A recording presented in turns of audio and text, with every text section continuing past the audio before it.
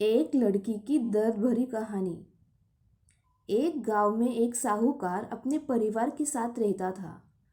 परिवार में उसकी पत्नी, एक बेटी और एक बेटा था। शानदार बंगला, नौकर चाकर, गाड़ियां और सब शानो शौकत का सामान था उसके पास। गरीब लोगों को बहुत ज्यादा सूद यानी ब्याज पर कर्जा देना उसका धंधा था। अक्सर लोग तंगी के दिनों में या किसी त्योहार या ब्याह शादी के मौके पर उस साहूकार से कर्जा ले लेते थे। जब फसल अच्छी होती तो थोड़ा थोड़ा कर उतारने लगते, लेकिन जिस वर्ष सूखा पड़ता तो कर्ज तो छोड़ो, गांव वाले सूद तक नहीं दे पाते थे। इसी का फायदा उठाकर साहूकार उनकी जमीनों पर कब्जा कर लेता था। कब्जा कर उन्हें बेच देता और खूब पैसे कमाता। इस धंधे में उसका बेटा भी उसकी मदद करता था। दोनों बाप बेटा हर समय किसी न किसी गरीब की जमीन हड़पने की योजना ही बनाते रहते। एक दिन शहर से एक व्यापारी आया और साहूकार से गांव में जमीन खरीदने की इच्छा बताई। साहूकार की खुशी का तो ठिकाना न रहा। घर बैठाए जमीन का ग्राहक मिल गया। साहूकार ने उस व्यापारी को बहुत सी जमीन दिखाई जो उसने कर्ज के बदले गांव वालों से हथिया ली थी। लेकिन उस व्यापारी को कोई भी जमीन पसंद न आई। गांव में घूमते हुए व्यापारी को एक जमीन का टुकड़ा पसंद आया। उसने साहूकार से उस जमीन के बारे में पूछा तो साहूकार सोच में डूब गया। असल में वह जमीन तो एक बिन माँ बाप की लड़की की थी जो वहां पर रहती थी। उस लड़की के माँ बाप ने साहूकार से 20,000 रुपये कर्ज लिया था, मगर उसे चुकाने से पहले ही उनकी मृत्यु हो गई। बेसहारा लड़की की हालत देख गांव की पंचायत ने साहूकार से उस जमीन पर कब्जा न करने को कहा। भला पंचायत की बात कैसे टाल सकता साहूकार, मगर दिल में हमेशा ही उस जमीन पर कब्जा करने की बात सोचता रहता था। आज व्यापारी की इच्छा सुन उसका लालच बाहर आ गया था और उसने जमीन पर कब्जा करने का मन बना लिया। कर्जे के सारे कागज ले वह उस लड़की के घर पहुंचा और कर्जा वापस करने की बात कही। जब लड़की ने अपनी दुर्दशा बताते हुए और समय मांगा तो साहूकार ने कब्जा करने की धमकी दी।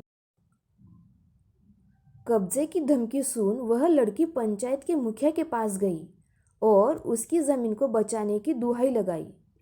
सारे गांव में यह बात आग की तरह फैल गई कि साहूकार उस बेसहारा लड़की की जमीन पर कब्जा करने वाला है। यह बात उड़ते उड़ते साहूकार की बेटी के कान में अपने पिता के लालच की बात सुन उसके मन में बहुत दुख हुआ। उसने अपने पिता से इस बारे में बात करने की कोशिश की, लेकिन साहूकार को तो सिर्फ बहुत बड़ा मुनाफा ही दिख रहा था। उसे बेसहारा लड़की की दुर्दशा या अपनी बेटी के निवेदन का कोई असर न हुआ और उसने उस लड़की के जमीन पर कब्जा करने का ऐलान कर दिया। साहूकार की बेटी ने भी जिद पकड़ ली कि उस लड़की की जमीन पर कब्जा न होने देंगी, पर अपनी एक न चलती देख उसके मन में एक योजना सूझी। अगले दिन सुबह सुबह वह बेसहारा लड़की और उसके साथ 2 लोग साहूकार के घर पहुंचे और कर्जे की 5,000 की किस्त दे दी। साथ में यह भी कहा कि 3-4 महीनों में कर्ज के बाकी रुपए भी उन्हें मिल जाएंगे। रुपए देने के बाद रसीद ले सब चले गए। अब किस्त मिल गई थी, इसलिए पंचायत ने भी कब्जा नहीं करने दिया।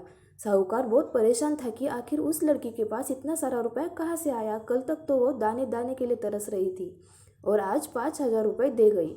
कुछ भी ना समझ आने पर उसने गांव वालों से भी पूछताछ की, लेकिन कोई भी रुपए के बारे में नहीं जानता था।